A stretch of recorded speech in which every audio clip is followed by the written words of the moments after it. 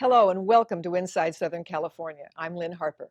We're going to meet a man who's had an amazing life. In his world, Hollywood and the underworld came together. So stay with us. We'll be right back.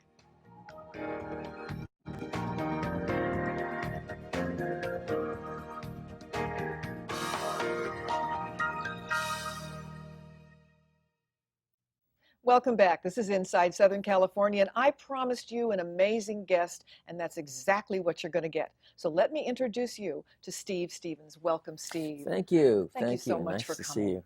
Steve, I want to tell everybody about Steve Stevens sort of from the beginning, because when we get closer to the reason that you're actually here, I want them to know who they're looking at and who they're listening to. Is fair enough? Fair enough. Okay. Steve, you started out life, obviously, as a baby, and then you were an actor in Hollywood back in the great old days. Yep, started in 1950.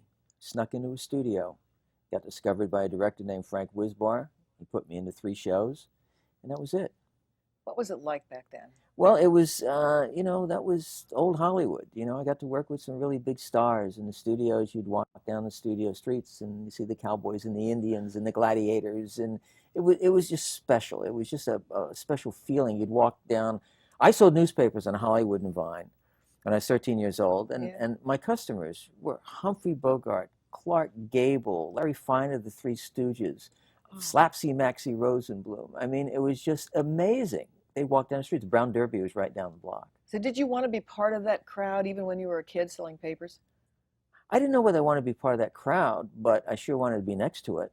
Well, speaking of next to it, I have a picture that I think I'd like to show everybody. It's probably is it one of the first things you did where you were one of the Bowery boys and the kids? Let's take a look at that particular picture. Look at that, Steve. Which one are you in there? I'm the one with that kind of funny little hat looking right at Hunt's Hall there. Yep. And the black shirt. That was so exciting to be 13 years old and get to work with, the Bowery boys, Leo Gorcey, Hunt's Hall. I mean, what more could a kid ask for? Well, we can still see those movies. They're rerunning them like crazy, but what an exciting group. Really exciting group. And then you went on to a number of television shows, and thank goodness we're able to get a lot of tapes so everybody can actually see. Saying, gee, Steve Stevens was in the Joe Palooka series isn't as good as watching Steve Stevens in the Joe Palooka series. That's exciting. You have that? I have it. Well, cool. Okay, let's take a look. Steve and Joe Palooka.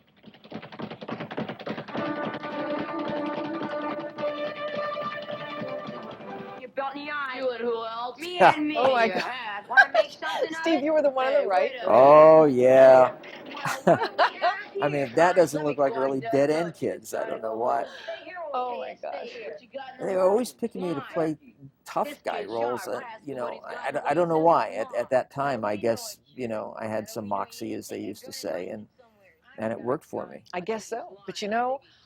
But the role I think that most kids in America envied you for, and little girls too, was when you guessed it on the Roy Rogers television series. I mean, how great is that? I envied myself. I was so excited to get to work with the King of the Cowboys. Don't forget the Queen of the West. And Queen of the West too. But I mean, to Roy Rogers, I mean, today people don't understand, kids don't understand. That was the superhero. He was the biggest superhero in the world at that time, and I got to work one-on-one with him. Well, let's take a look. Wow. There he is. Wow. The Roy Rogers Show, starring Roy Rogers, King of the Cowboys. Say, mister, you ought to tell this to my father. Pat Brady. Father? Who's he? He's a police officer. He was one of the That's original who he Sons of is. the Pioneers. You mean he Yep, used to be? I read that. He sure I'll tell you did. where I read that He used later. to be just about the So there toughest you are. patrolman in Omaha. And There I smartest. am. He'll catch those old bandits for you. I saw this entire Hey. clip, by the way, the whole Maybe we show, and better you tell actually Roy starred. You were Rogers all about the him. way through it. You had Well, scenes why? with Roy Who's and Roy Dale, Rogers? Yeah. Pat Brady, the whole bit. The whole story was was- based about Tell my you, father, Pop. who Mr. everybody Rogers, thought I'm was a Petey coward. Well, Driggs. here That's you've my got pop. another scene Hi, with Roy. baby. I thought I had So, to talk to you, Mr. Rogers. what was Roy like I to heard work about with? those bandits that shot a man and tried to steal his The mask. first thing I Son, remember Mr. Rogers is and I are talking. Why don't you go back to arriving your on the mother? set, Yeah. come over and introducing himself to me. Oh. And Dale did the same thing. Then came lunch. And then he'd go to the dressing room. Here in the hot degrees at the Iverson Ranch in Chatsworth, they sat out on a table with the rest of the cast and the crew. It was like they were just like one of you. You were one of them. That was amazing to me. They weren't standoffish. They were friendly, although they did have Dale had a cuss box on the set. and I would cuss when I'd screw up my lines, and she would make me put a quarter in the cuss box. So by the third day, I would come in and give her $1. So I was good for 4 cusses. So when you said you envied yourself, there's one more person that was probably more desired to be with even than Roy Rogers, and that she only is identified by one name, Annette. Annette Funicello. And you dated her. Well, the studio set it up for us to date, but let's take a look though at Annette Funicello. Don't tell me that's a couple of love, Steve. Come there on. we are on her first series that she starred in, and I guess Disney thought we looked good together, so they sent us to the Emmys, the Golden Globe Awards, you know, all those kind of things, and we became very, very good friends, and everybody thought we were lovers, but we were not. Oh, well, now you just blew all of that because I was hoping for a little bit more inside information. Let's take a look, though, Steve, at what you actually did on camera with Annette, because you already described your relationship. As well? Oh, wow. Yes, we do. Oh, we got it all. You'd be surprised. So let's take a look.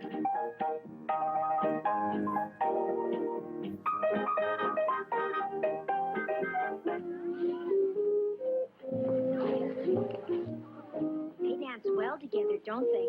Huh? Steve, I bet you were the envy of every red-blooded American boy dancing with her, Annette. Whoa, you bet. I mean, everybody thought that she was special, and she was special. She was a wonderful young lady at that time. Didn't act like a star. She was just, you know, one of the group. Very, very special. But yes, a lot of the guys envied me. I bet, because all the little girls just loved Annette and wanted to be Annette. If you didn't want to be Queen of the West, then you wanted to be Annette. You betcha. But then you got a little older, and there was a heartthrob on television that I think a lot of girls really loved, and that would be the Zorro character. And you got to guest star on Zorro. Guy Williams played Zorro. Yep. So let's take a look at you. You would be the guy on the left with Guy Williams.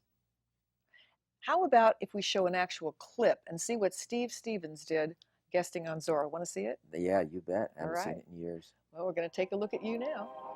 Here he comes.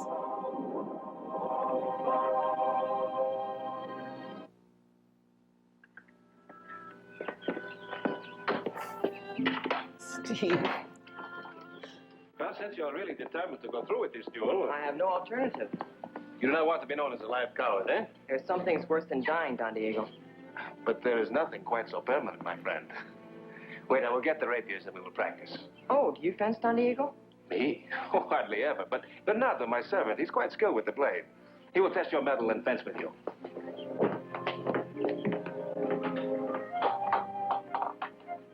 He was a terrific fellow to work with. In fact, 10 years later, I became his agent. You became Guy Williams' agent? 10 years, almost to the day. Because you were really quite a heartthrob yourself there. You look really good in that outfit, I'll tell you. Thank you very much. So how was it in Hollywood when you began the Zorro series and all these things with the girls? I mean, did they just go crazy for you? Kind of like they do today. I mean, it was still amazing. I don't mean to me today, but to other young actors, you know, that are on series or on television, you walk down the street, oh, there's so-and-so, can I have your autograph? You know, that kind of thing. And I thought that was very, very special. A lot of fan mail letters. It was great. It was wonderful. I loved it. And you sword fought. So did they teach you how to do that? Yes. I spent 7 weeks learning how to sword fight, and it took like, one take. And the whole story is I don't know how to sword fight, and I defend the honor of a girl I'm in love with. So therefore, Zorro comes in. I play his nephew, Don Rodolfo de la Vega. And he comes in and saves the night by injuring the man's hand so that he can't show up for my sword fight. But you must have really enjoyed that part. Oh, I did. And just there again to be on the Disney lot and work with those kind of people was wonderful. Well, then you began a series of interesting pictures. We have a still of you in a picture called Joyride. I think that was back in 1958, right? Let's take a look at this still. Joyride, of course, that's you in the lineup there. And where did that come from? Well, that was just an independent, hot rod teenage picture of that era. there again, playing a punk. I don't, I don't know why. And there's the lineup. We did some bad things, and they catch us. Well, don't worry about punk because you continued your TV guest starring, and I believe Gunsmoke was one of the biggest series back then, and you were, of course, guest star in that. And there again, that was exciting, and I eventually became Amanda Blake's agent, Oh who my played Miss gosh. Kitty, which That's is really amazing. interesting. You've been an agent to half the people you starred with. Yeah, that's true. And so on Gunsmoke, this is the episode that we had where you sword fight, now you ride. I think this is you coming into the scene now. I discover, I discover an Indian lady and go back and tell everybody that the Indians are there on the warpath, kind of thing, and it causes this whole problem. Have you always been able to ride, or did they have to teach you that? No, I've been riding for a long time, and I think that's probably anybody could have done this acting job. I think I got it because I could ride. To be honest with you, they wanted somebody who could act and ride, and I fit the bill. Well, by that time, you had so many guest starring and movies, and there was a movie that really caught my attention, High School Caesar. I actually saw High School Caesar several times, reruns and all. Tell me a little bit about that, only because John Ashley, I believe, starring in that movie along with you, was also a roommate of yours. Yes, he was, and John Ashley at that time was the king of the B movies. He was American and National star, and he did dozens of these kind of films. Actually, this one was Roger Corman's company, Film Group, and Roger Corman financed it. Yeah. We shot it in Chillicothe, Missouri, because the director, writer, producer came from Chillicothe, Missouri, and wanted to go back there and show everybody he made it in Hollywood. So there we went and shot this hot rod movie in Chillicothe, Missouri, and it was the #1 drive-in film in that year of that kind of cult. Well, let's take a look at it. We got it. And you're playing a game that you're never gonna win. Can I see it again, Matt? Okay. Wow, look at that. It's pretty, isn't it? $75 for 1 week stay. I can't believe it. We got a lot of things going for us now. We got the dance on Fridays, we got the protection insurance, and my file of tests. Yeah. Boy, you Playing got a a chatty nerd. reading right out of your hand. It's the first time I ever played a nerd. Do you believe this? Not after what I've seen of you before. In a no. movie called High School Caesar, I'm playing the nerd. That's John Ashley Yeah, not that's playing John the nerd. Ashley playing the lead. Which is kind of interesting. But it Looking shows up your to this range. kind of guy. Yeah. It shows And your it range. was fun doing it. I kind of felt like early Jerry Lewis in this movie. But Steve, that shows you're comedic. You had a wide range of characters that you could play, and ultimately it served in good stead because, gee, look, you became an agent and understood what it was like from the actor's point of You view. betcha. Well, you know what I really love to do? I'd like to take a quick break. And when we come back, I think I mentioned when we first introduced ourselves to our viewers that you had one foot in Hollywood and another foot in the underworld. Uh-oh. How the underworld and Hollywood came together, and people are thinking, well, what's this underworld? I mean, here we see an actor who's obviously very successful from childhood, but underworld most definitely was in your life. So what do you say? We'll take a break, and we're going to come back and show everybody what we meant. So if you stay right where you are, you'll find out what we were talking about. Believe me, it's worth hanging in there. Be right back.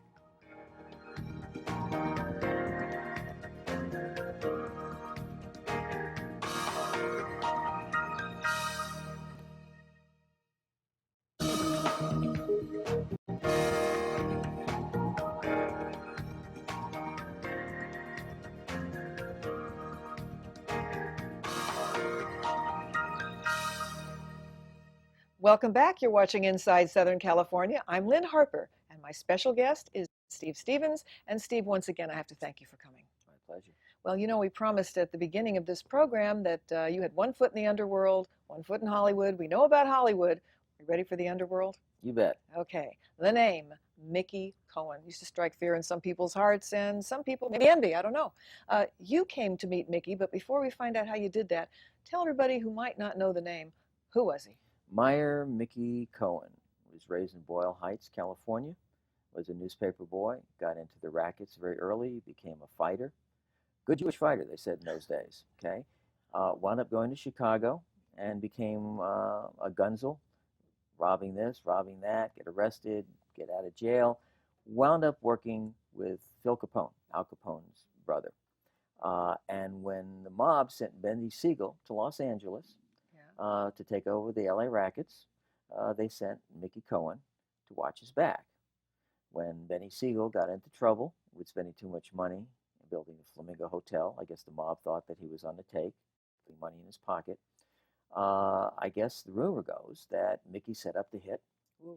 And the next day, after Benny Siegel's assassination, Mickey Cohen then had the LA Rackets and became public enemy number one. Public enemy number one. And before we get to your connection with them, we have a couple of still pictures that I'd love for you to comment on. So let's take a look at these still pictures of Mickey Cohen. First of all, here's Mickey. What's the deal with Mickey there? Casual? Well, very casual, which is very unusual because Mickey was usually seen in public, with a double-breasted suit and a fedora, dressed to the nines. I guess Mickey wore those kind of outfits, maybe walking his dog, Mickey Jr., which was a little bulldog that looked just like Mickey Cohen, going to breakfast and maybe going to his ice cream parlor, the Carousel. Okay. And now we see Mickey at a sink washing his hands. Okay. The expression on his face is he's looking at the photographer like if I was that photographer, I would disappear. Mickey had a habit of washing his hands 50, 60 times a day. And he showered sometimes for 3 hours at a time. Oh my gosh. And so the rumor was that he did this. So a photographer who had the balls to take that picture shot that picture and it wound up getting in print. Okay. And now we have a picture of Mickey with a bunch of other happy young gentlemen. It looks like they were arrested. That was before the time that I knew Mickey. But it gives you a real feel of the arrogance, the attitude, and the toughness of that man right there in the middle, all dressed up with his hat on with some of his boys. Okay, and now my favorite picture. This is what's coming up from the one of the LA or San Francisco papers because they're all over. Mickey was amazing. How many times he got shot? They blew up his house. They put bombs in his car. He was shot several times, and he always pulled through. I mean, he was like Teflon. He kept on coming back and coming back and coming back, which was amazing. Yep, well, that one's from the Call Bulletin in San Francisco, but I'm sure that the headlines went around the world. This was public enemy number one. Yes, it was. And I have a clip of Mickey Cohen I want to run because it directly impacts on the conversation that you and I are about to have. So let's take a look at this clip of Mickey Cohen actually speaking. Well, forget I'm an uneducated person. I'm not out a day of schooling. And it enabled me to meet people going into my way of life that I would have never been able to meet otherwise. Okay, now he said that people coming into my life I wouldn't have been able to meet otherwise. That's where you come in. How about telling us how a 19-year-old actor from Hollywood, date of Annette, loved by everyone, doing so well, came to be calling Mickey Cohen, public enemy number one, Uncle Mickey? Well, it is the strangest story, and it sounds like it is fabricated, but it's not. I received a fan mail letter saying, I like the way you play them bad guys. Signed, Mr. Michael. I own an ice cream parlor called the Carousel in Brentwood, which I knew about. A lot of us went there. My friends went there. I hadn't gone there yet. It was a great hangout. It was a 1930s, 40s style.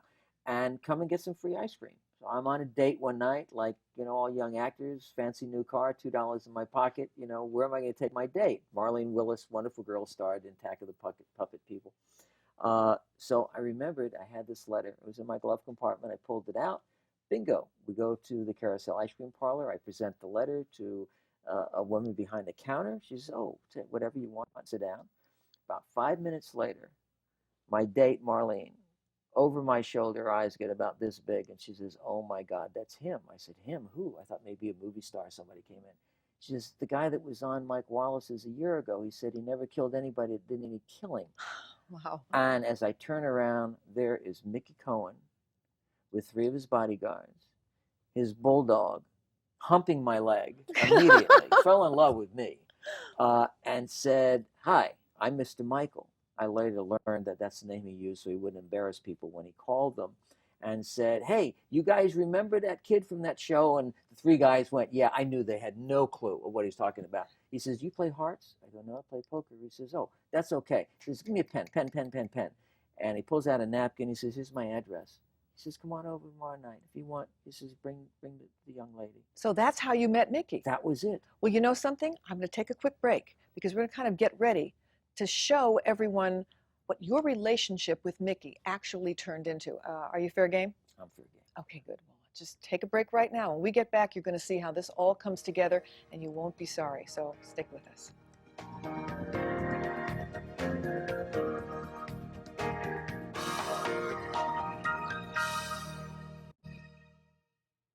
And welcome back. This is Inside Southern California, and I'm Lynn Harper. We've been talking with Steve Stevens. And Steve, amazing life, as I said earlier, and I'm sure nobody would disagree. So Mickey Cohen, public enemy number one, gives you his address. And then what? I thought about it for about 24 hours and decided, why not? I went up there, met him, met the boys, and was with him for 2 years. And so you have a hat? Well, I thought, just to get you in the mood and the feel of the 50s, the gangster era, I thought I'd put that on for you. Oh, it really suits you. You like that? I like that. There you go, kid. I like something else. I'm going to pick up this book and I'm going to showcase it because that 2 years you spent with Mickey is now contained in the pages of this book. One of the most amazing reads I've ever had the pleasure. Thank you. Your collaborator and good friend happens to be sitting to your left, and we're going to take a look at him now. This is Craig Lockwood. Craig. Craig, you're responsible, basically, working with Steve, this book. So what I want to know is, how did this project come about? Well, as you know, we went to school together, all of us, and at Hollywood Professional School. I was a class ahead of Steve, and Steve was quite a guy at school, and we all admired him. We had a kind of a group of us who all knew each other quite well and partied together. And we all knew when this started that Steve was sort of doing something kind of exciting, hanging out with a gangster. And we all knew who Mickey Cohen was. Of course, we weren't going to tell Steve that we knew. And as it happened, I had parked my car out in front of Steve's house when it broke down. I was going to UCLA at the time. And parked my car out in front of Steve's house. And then not too much after that, one of our other friends, very close friend, Jock Putnam, and I were stopped by the police and had my car torn apart. They took all my surfboards out and ripped the seats apart and threw us on the ground and just really treated us rough. We could never figure out what we'd done. We barely had parking tickets at that stage in our lives. We were all young.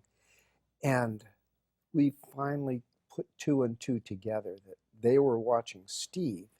And so they were looking at any cars that were coming and going from his place. So you were a part. Now this book, King of Sunset Strip, Yeah. You wrote this book with Steve. Pictures of Mickey Cohen, Steve, his movies, television. You lived a life as teenagers that comes to life in this book. It took me 2 days to read this book. I could not put it down.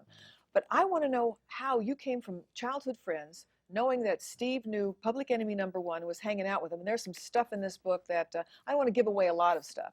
But one thing really got to me, and this is a 19-year-old handsome young actor who somehow got crosswise with Mickey, and Mickey beat the tar out of him.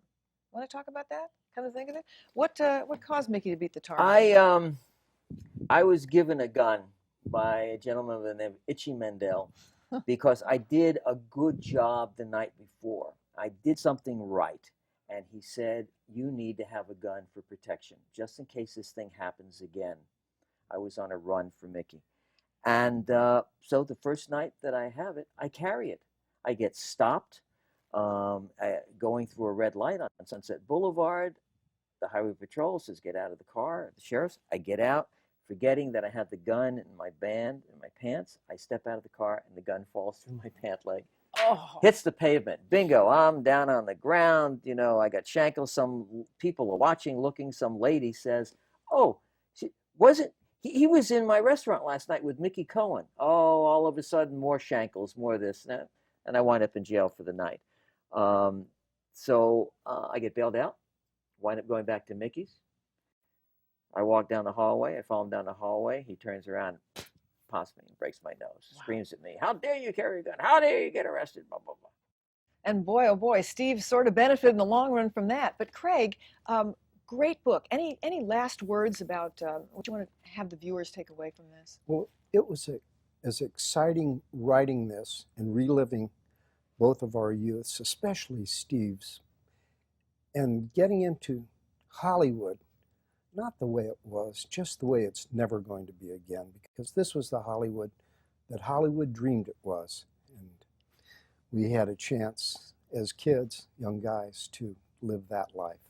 Well, you can live that life again by reading the book. I don't mean to sound like a commercial, but when I read it, I was there. I was back in the 60s, maybe even the 50s and 60s, and I didn't want to leave it. So so for all of you watching inside Southern California, if you want to take that trip, all you have to do is get King of Sunset Strip, and you will be there, I guarantee you. I don't know if I can thank you enough, both of you. Oh, thank you. You know, Great. Thank you very much. I mean, it's such a pleasure, Steve Stevens and Craig Lockwood.